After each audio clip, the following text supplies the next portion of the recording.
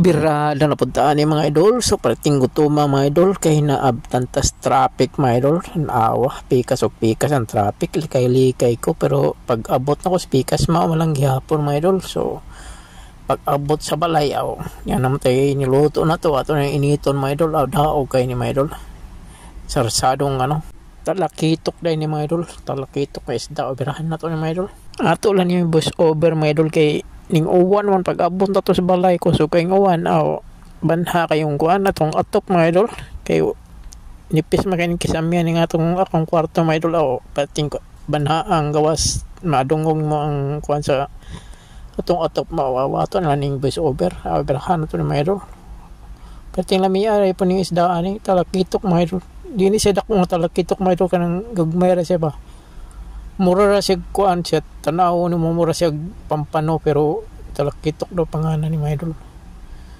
Ingon sila pero ko kailan yung ubang isda god ang nailan ako kanirang bangos, kining kalunggong, potpot sa uban dia mga isda nga mga naara makita na to sa kuan atong palengke sa Pilipinas. Mura na akong nailan mga idol.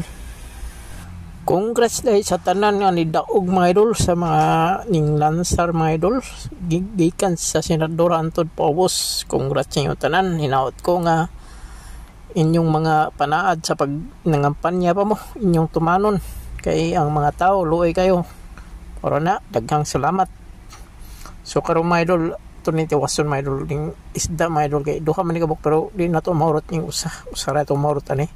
Kay dako makainis isda po, dagko man yung mga isda di man siya kanang gagmay rang isda. Mahapit siguro mo sa kilo, siguro ito nga kilo ba ni usa ni. So mauran kutob sa mahurot ko pa idol.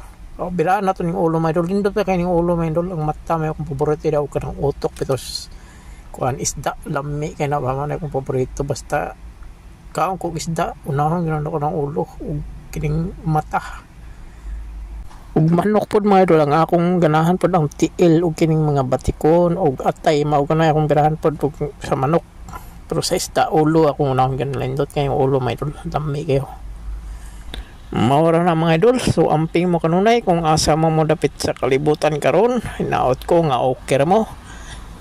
Okay ra nga itong mga panlawas diha.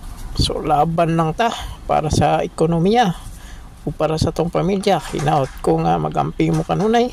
Labi na tong mga OFW nga parehas na ako mga idol. Hinaot ko nga okay ra mo diha, amping mo. So laban lang ta mga idol.